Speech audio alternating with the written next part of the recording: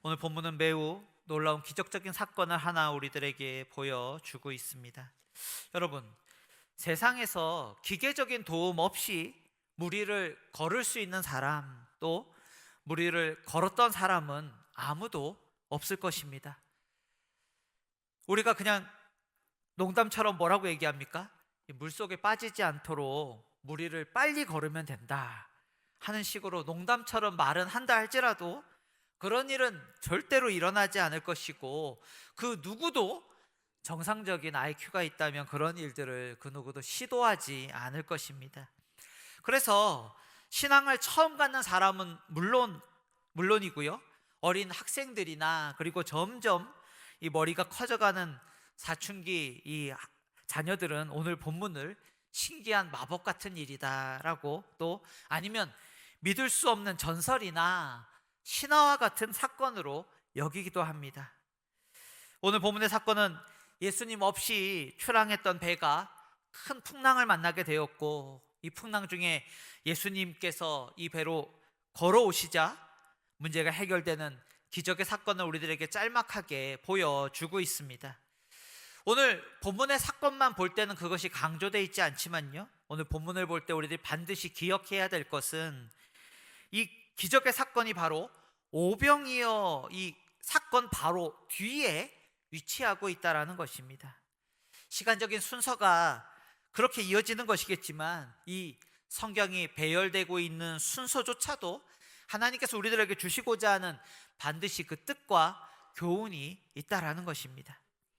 우리들이 읽진 않았지만 6장 1절부터 한번 눈으로 보시면요, 어떤 사건들이 이어져 오고 있습니까? 한번 성경을 한번 보십시오. 6장 1절부터 한번 눈으로 보시면, 예수님께서는 갈릴리 호수 건너편 벳세다 들판에서 하나님의 말씀을 전해 주셨습니다.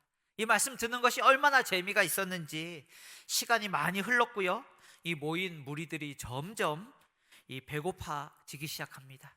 이것을 보고 예수님께서 이들을 불쌍히 여기시자 보리떡 5개와 물고기 2마리로 성인 남자만 5,000명, 그러니까 대략 그 자리에 어린이들과 여자들도 훨씬 더 많았다라는 것들을 한번 생각해 볼 때 2만에서 3만 명 정도의 무리를 먹이시는 이 놀라운 기적을 예수님께서는 펼쳐 주십니다.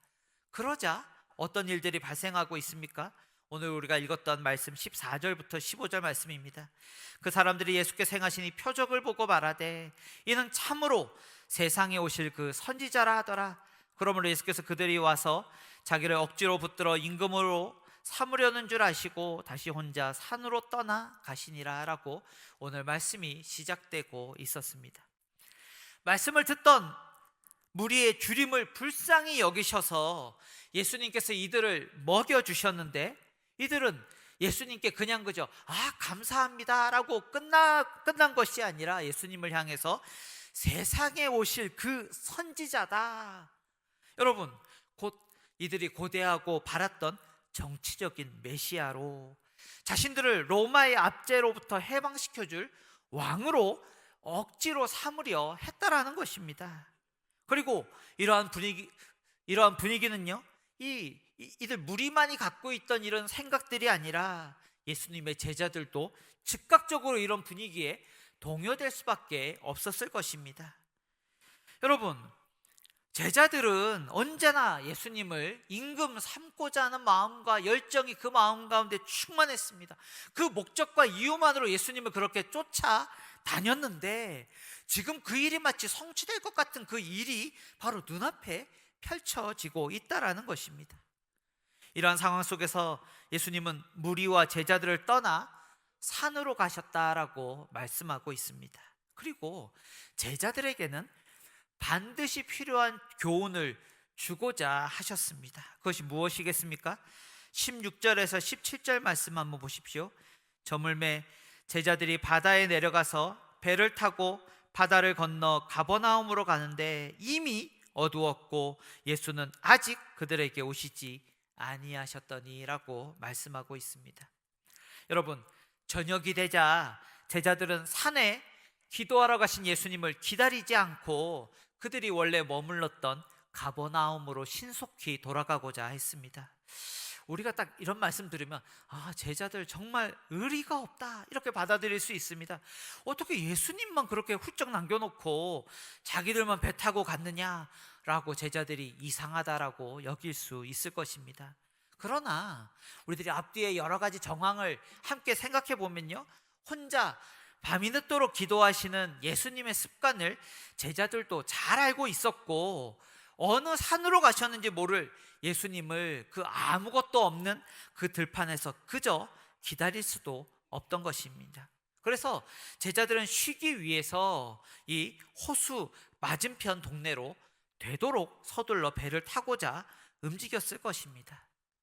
여러분, 우리들이 그 갈릴리 호수를 조금 생각해 보면 참 재밌는데, 갈릴리 호수는요, 중간을 통해서 그러니까 중간을 관통해서 가면 10km, 이 가로 둘러가면 20km입니다.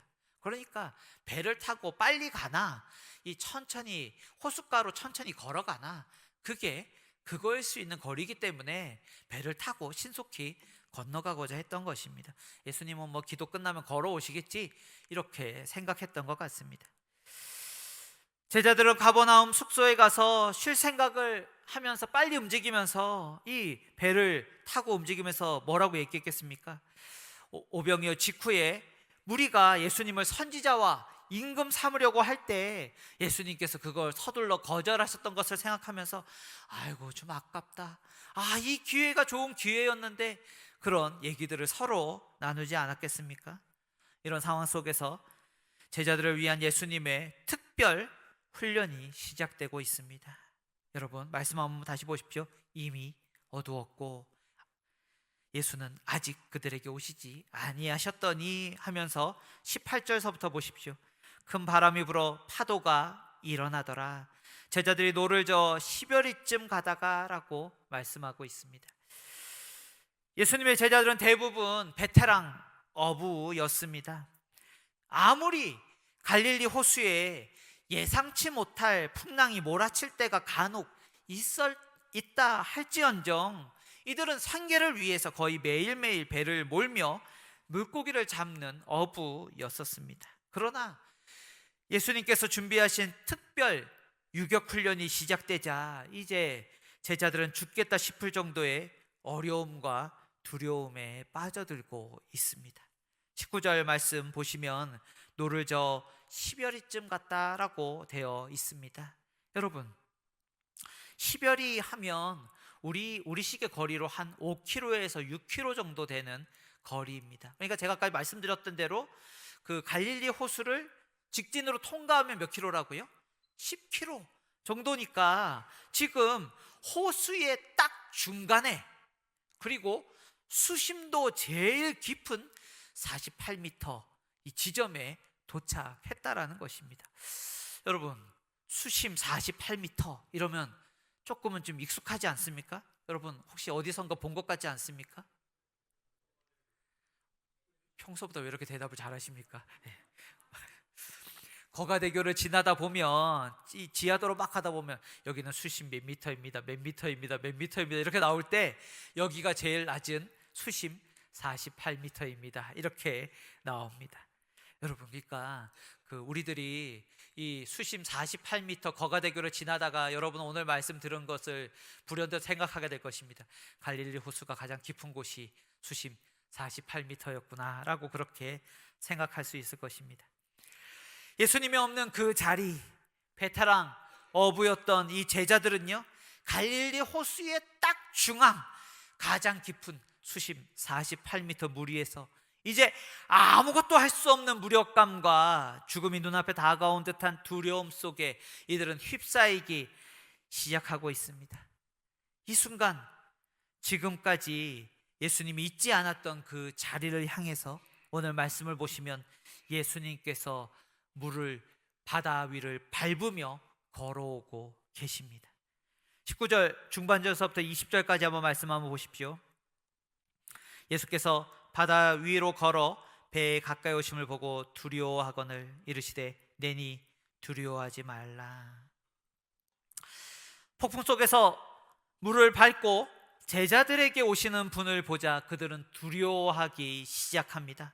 그냥 정신이 나갈 것 같은 극한 상황 속에서 물귀신 같은, 물에 빠져 죽음 같은 사람을 봤기 때문에 두려워하는 것은 아니다라고 요한복음 주석을 기록하고 있는 많은 학자들은 그렇게 말하고 있습니다.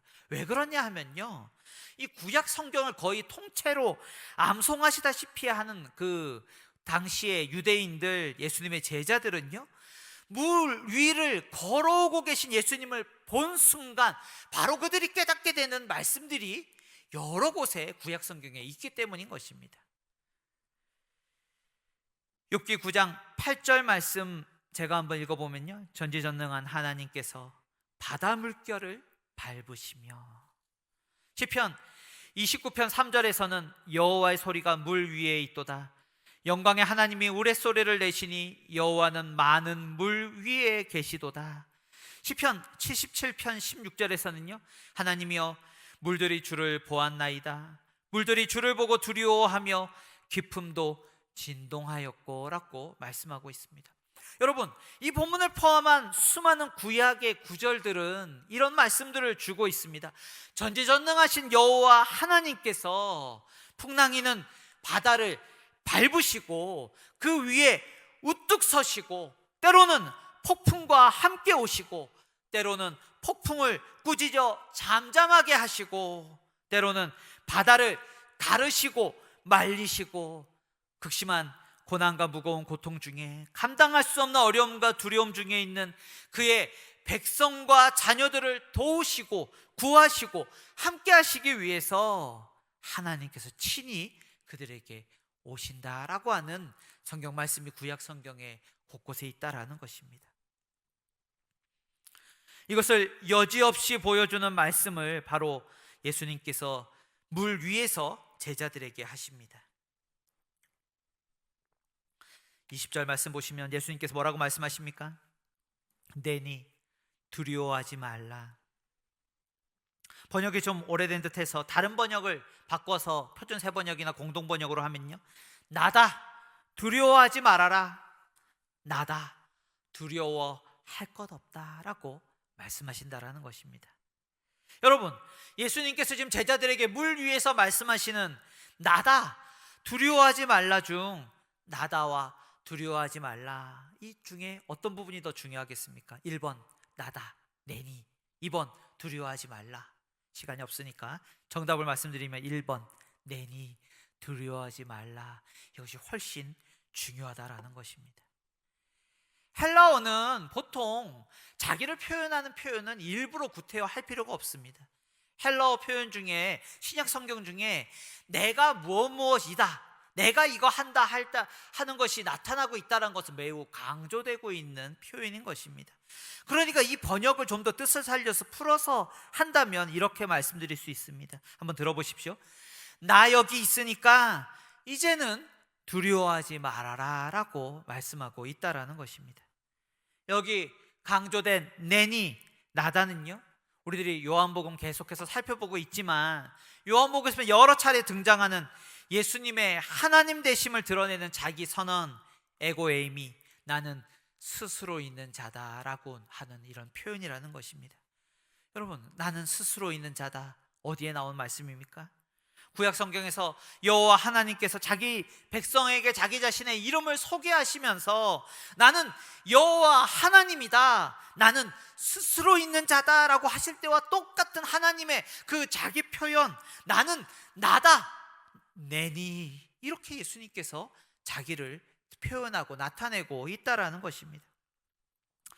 수많은 사람들은 오병이어 이 기적 중에 예수님을 자신들의 소원과 기대를 채워줄 선지자와 임금 삼으려고 하고 있습니다. 그것은 예수님의 제자들 또한 마찬가지였습니다. 여러분, 제자들은 뻗뜩하면 예수님이 임금되면 너는 좌하고 나는 우하겠다라고 김치국물부터 먼저 마시면서 권력 싸움을 그렇게 늘 해대는 그런 이들이었습니다. 그러나 예수님께서 오병이어 기적을 행하심은 줄인 백성들을 위하거나 제자들의 이런 헛된 욕망을 채우고자 하심이 아닌 것입니다. 왜요? 오병이어의 기적을 행하시는 이 목적이 오늘 우리가 읽었던 이 사건 바로 다음에 그 뒤에 6장 22절서부터 6장 22절부터 59절까지 아주 길게 말씀하고 있습니다.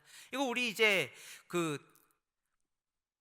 내일 모레 새벽서부터 계속해서 살펴볼 말씀인데 어떤 말씀드리겠습니까? 한번 눈으로 보시면 나는 생명의 떡이다. 나를 믿는 자는 생명을 가졌다. 내 살은 참된 양식이요 내 살은 참된 음료다. 내 살을 먹고 내 피를 마시는 자는 내 안에 거하고 나도 그의 안에 거하며 나를 먹는 그 사람은 영원히 살 것이다. 여러분, 이 말씀을 주시기 위해서 예수님은 앞서 오병이어의 기적을 행하시고, 그리고 예수님께서 이 말씀을 하시기 직전에 바로 오늘 이 사건이 나타나고 있다라는 것입니다.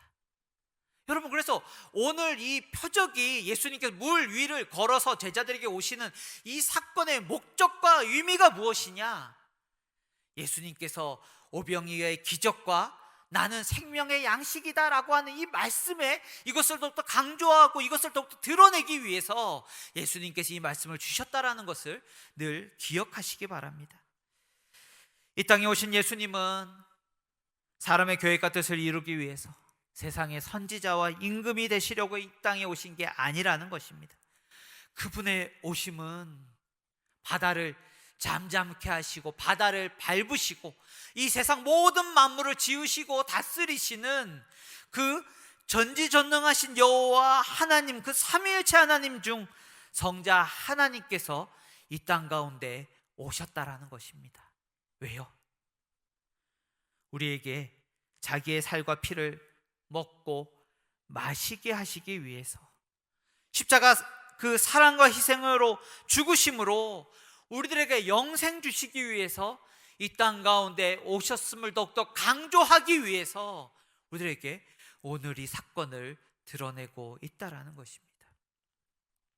사랑하는 여러분, 어쩌면 우리들의 삶에 여전히 풍랑이 멈추지 않고 우리의 힘과 능력으로 지혜로 해결되지 않은 문제와 어려움들이 파도와 같이 풍랑과 같이 끊이지 않고 올 수도 있을 것입니다.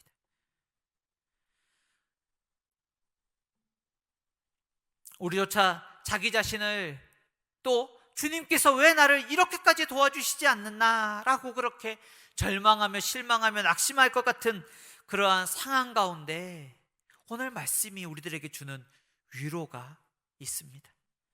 오늘 너무나 사랑하셔서 자기를 내어주신 예수님께서 찾아오셔서 지금도 내니 두려워하지 말라라고 말씀하고 있다라는 것 기억하시기 바랍니다.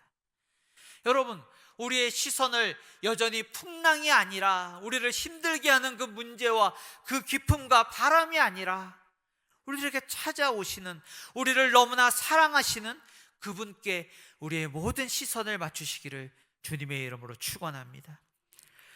예수전도단 찬양팀을 한때 이끌었던 김명선 전도사님이라고 하는 분이요, 살아가면서 너무나 힘든 일을 많이 겪으면서 정말 인생에 죽을 것 같은 삶의 바닥을 경험하는 것 같은 때에 오늘 우리가 들었던 이 말씀을 어느 때에 들었던 적이 있었다라고 합니다. 그런데 그때 그 큰 은혜를 받고 단숨에 써내려간 찬양곡이 있습니다. 여러분도 잘 아시는 찬양인데요, 그 가사를 제가 한번 읽도록 하겠습니다. 내게로부터 눈을 들어 주를 보기 시작할 때 주의 일을 보겠네. 내 작은 마음 돌이키사 하늘의 꿈 꾸게 하네. 주님을 볼 때 성령이 나를 변화시켜 모든 두려움 사라질 때 주의 일을 보겠네. 황폐한 땅 한가운데서 주님의 마음 알게 되리. 주님을 볼 때 모든 시선을 주님께 드리고 살아계신 하나님을 느낄 때 내 삶은 주의 역사가 되고 하나님이 일하기 시작하네. 사랑하는 여러분, 주님을 바라보시기를 주님의 이름으로 축원합니다. 우리의 모든 시선을 주님께 드리고 살아계신 하나님을 느낄 때 이 시간 기도하는 이 시간, 우리들의 삶에 일어나는 주님의 역사를, 응답을 이 시간 바다를 밟으시며 우리 가운데 내니 두려워하지 말라, 내가 너를 돕고 너와 함께하고 너를 통해 내가 새롭고 놀라운 일을 행하실 것이다 라고 우리들에게 힘차게 달려오시는 그 임마누엘 하실 주님의 발자국 소리를 들으시는 우리 모든 성도 되시길 주님의 이름으로 축원합니다. 기도하도록 하겠습니다.